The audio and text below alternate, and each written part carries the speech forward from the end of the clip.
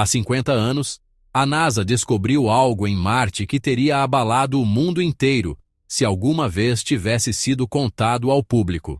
A missão chamava-se Viking, um par de módulos de aterragem gêmeos, cujo principal objetivo era encontrar vida extraterrestre no planeta vermelho e realizar a primeira aterragem bem-sucedida de sempre em Marte. O que os Viking encontraram lá deu origem a uma controvérsia que continua dentro da NASA até hoje, porque eles realmente detetaram sinais de vida. Mas a maioria das pessoas nunca ouviu falar disso.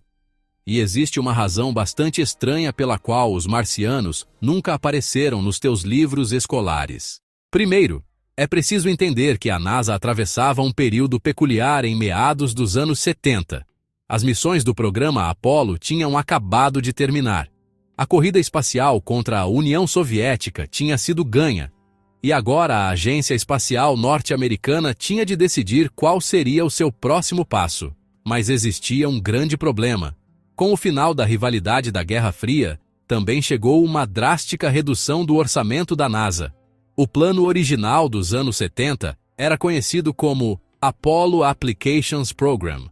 Devia tornar-se a continuação das missões lunares e apontava para o próximo grande objetivo do Sistema Solar: Marte. A NASA planeava utilizar tudo o que tinha aprendido na Lua para enviar seres humanos ao planeta vermelho. Infelizmente, as novas limitações orçamentais tornaram impossível levar a cabo essa ideia. Mas Marte continuava a chamar a humanidade, e a necessidade de explorar o espaço não desapareceu. Por isso, foi criado um novo plano.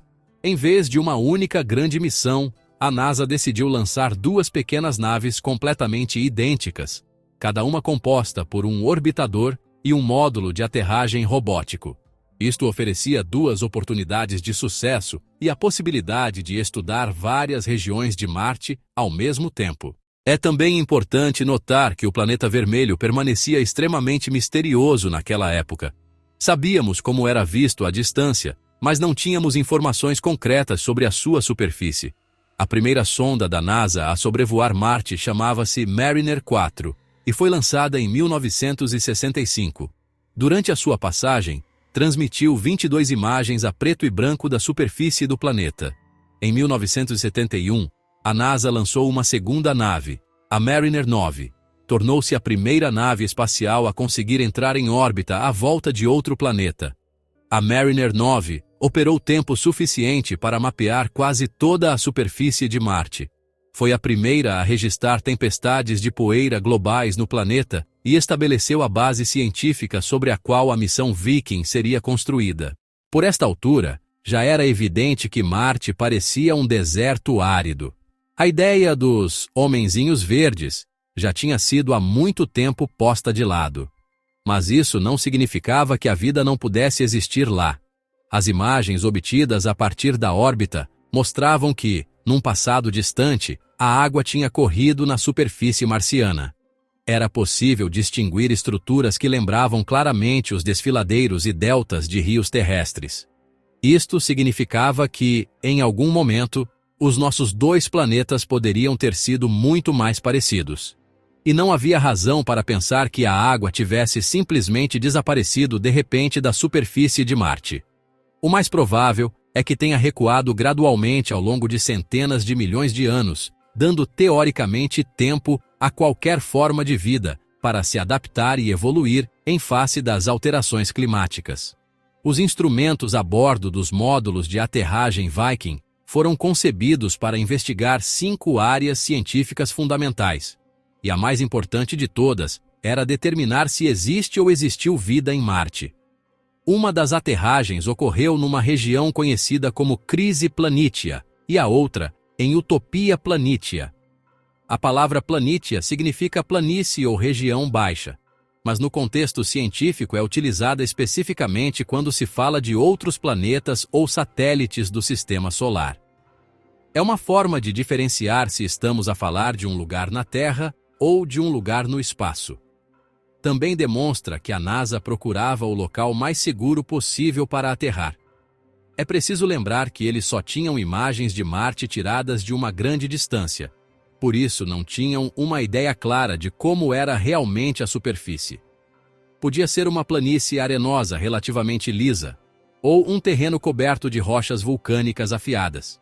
Estes módulos de aterragem custaram mais de 600 milhões de dólares em valores da década de 1970. Para comparar, cada missão tripulada de aterragem na Lua custou aproximadamente metade desse valor. E só os sistemas de detecção de vida do Viking custaram cerca de 300 milhões de dólares. Por outras palavras, era uma missão em que não se podiam dar ao luxo de cometer erros. A 19 de junho de 1976, após uma jornada de 11 meses pelo espaço, a Viking 1 entrou em órbita em volta de Marte.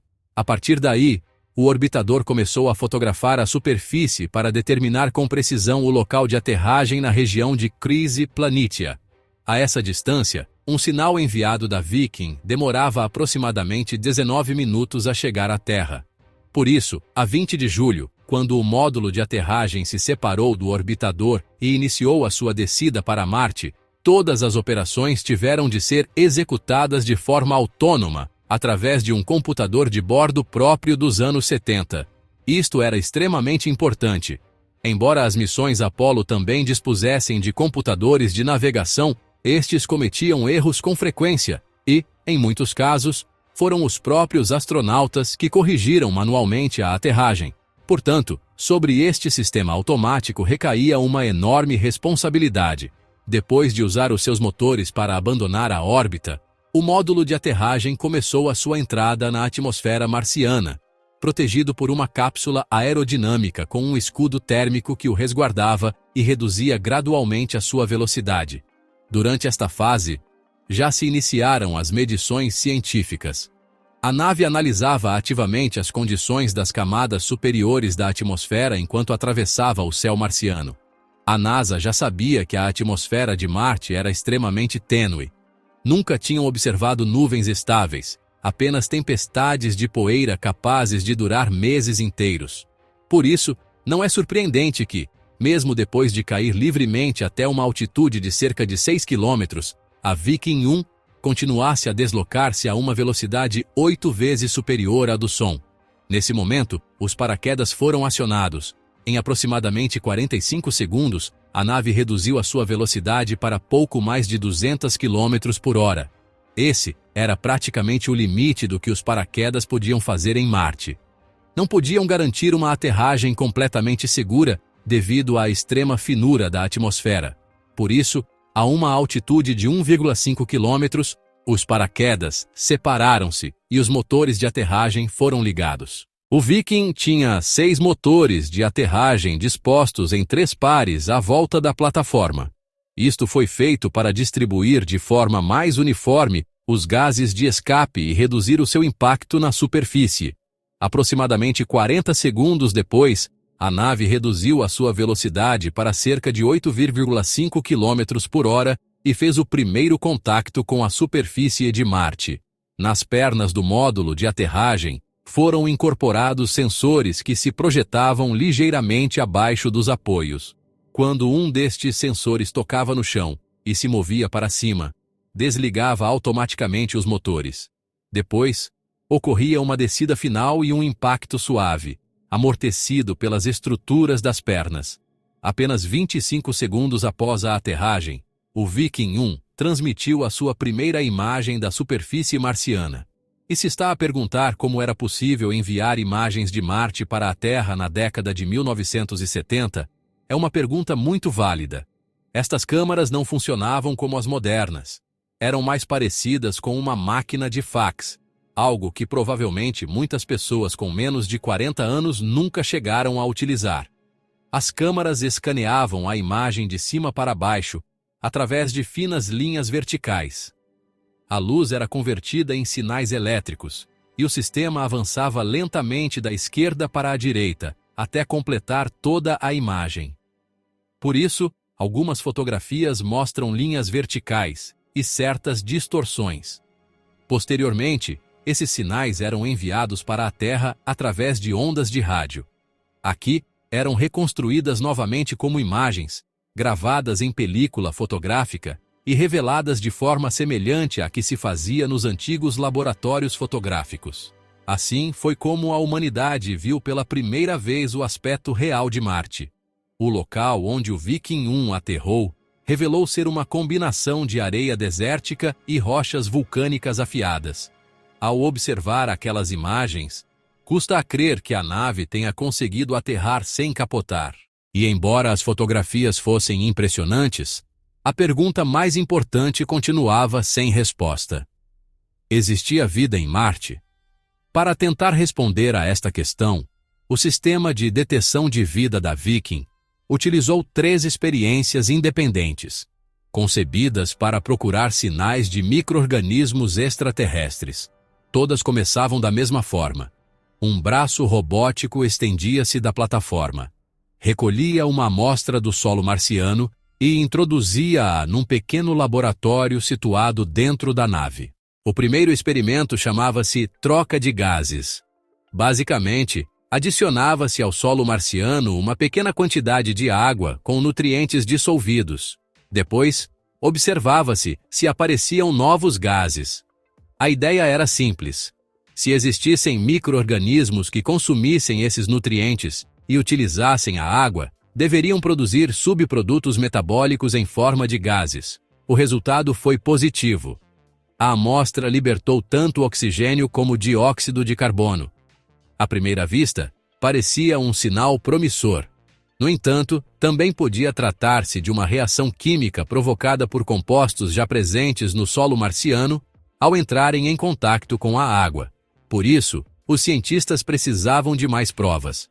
O próximo experimento foi ainda mais interessante. O próximo experimento foi conhecido como libertação pirolítica. O seu objetivo era verificar se existia algum processo parecido com a fotossíntese no solo marciano. Para isso, a amostra era exposta a dióxido de carbono e luz ultravioleta. Depois, os cientistas analisavam se tinha ocorrido alguma transformação que pudesse indicar que certos organismos estavam a utilizar a energia da luz, de forma semelhante a como o fazem as plantas na Terra. O resultado foi debilmente positivo. Houve sinais que poderiam ser interpretados como atividade biológica. No entanto, os dados não eram suficientemente sólidos para serem considerados uma prova convincente. Então, chegou o terceiro experimento, e este seria o que iniciaria uma das maiores controvérsias da história da exploração espacial. Chamava-se libertação marcada, ou labeled release. Em essência, era uma versão muito mais sofisticada do primeiro experimento. Tal como antes, adicionava-se uma gota de água com nutrientes a uma amostra de solo marciano. Mas desta vez havia uma diferença importante. Os nutrientes tinham sido previamente marcados com uma pequena quantidade de material radioativo. A lógica por trás do experimento era brilhante. Se existissem micro-organismos vivos na amostra, consumiriam esses nutrientes. E se os processassem biologicamente, libertariam gases que conteriam vestígios dessa marca radioativa. Por outras palavras, os cientistas poderiam seguir o percurso exato dos nutrientes e verificar se tinham sido transformados por algum processo biológico.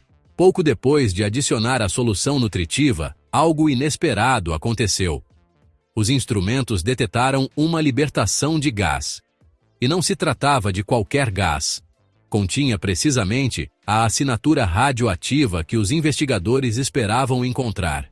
Era exatamente o resultado que o experimento tinha sido desenhado para detectar. O sinal foi forte, muito mais claro do que o obtido nos outros experimentos. Se o mesmo resultado tivesse sido observado na Terra, muitos cientistas tê-lo-iam considerado uma evidência muito sólida de atividade biológica. Para alguns membros da equipa, aquilo era extraordinário. Parecia que o solo marciano tinha respondido exatamente como responderia uma amostra que contém micro-organismos vivos. E o mais surpreendente foi que o resultado não apareceu apenas uma vez. Quando o Viking 2 aterrou na região de Utopia Planitia, em setembro de 1976, repetiu exatamente a mesma série de experiências e obteve resultados muito semelhantes. Novamente, apareceram sinais positivos. Novamente, a experiência de liberação marcada respondeu da forma esperada, caso existisse atividade biológica. Naquele momento, parecia que a missão se aproximava de uma conclusão histórica. No entanto, foi então que surgiu um problema enorme. Se as experiências estavam a detectar vida, por que razão a NASA nunca anunciou que tinha encontrado organismos marcianos? Por que razão os livros de ciência continuam a afirmar que não há evidências de vida em Marte? A resposta encontrava-se num quarto instrumento que viajava a bordo dos módulos Viking. Um instrumento que mudaria por completo a interpretação dos resultados. Tratava-se de um cromatógrafo de gases, acoplado a um espectrômetro de massas. A sua missão era procurar algo fundamental. Não tentava detectar organismos vivos diretamente.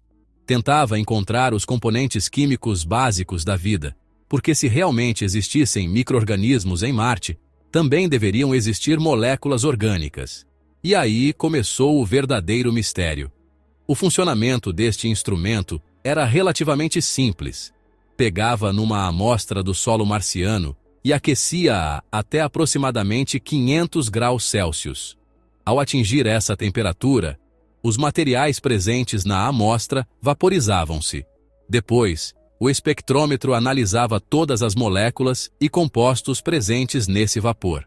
O que os cientistas procuravam eram moléculas orgânicas, ou seja, compostos que contivessem carbono e hidrogênio, especialmente longas cadeias destes elementos. Afinal, toda a vida conhecida na Terra é construída a partir de moléculas orgânicas. São os tijolos básicos dos organismos vivos. Por isso, se Marte realmente albergava vida microbiana, o instrumento deveria ter encontrado pelo menos vestígios destas substâncias. Mas não encontrou nada. Nem o Viking 1, nem o Viking 2 detectaram moléculas orgânicas nas amostras analisadas, e isso mudou por completo a situação. Para a NASA, a ausência de compostos orgânicos significava que os resultados positivos obtidos nos outros experimentos provavelmente não estavam relacionados com organismos vivos. Talvez se tratasse apenas de reações químicas desconhecidas que ocorriam no solo marciano. Era uma explicação menos espetacular, mas do ponto de vista científico parecia mais prudente. Os critérios estabelecidos para declarar a descoberta de vida extraterrestre eram extremamente rigorosos. E isto era completamente intencional. A última coisa que a NASA queria era anunciar ao mundo que tinha encontrado vida em Marte para depois descobrir que se tratava de um erro. As consequências de uma afirmação assim teriam sido enormes, não só para a ciência, também para a filosofia, a religião e a nossa compreensão do lugar que a humanidade ocupa no universo. Por isso não existiam zonas cinzentas. Ou a evidência era completamente conclusiva, ou o resultado devia ser considerado incerto. E assim foi como a NASA chegou à conclusão oficial de que a missão Viking não tinha encontrado provas definitivas de vida em Marte. No entanto, nem todos concordaram.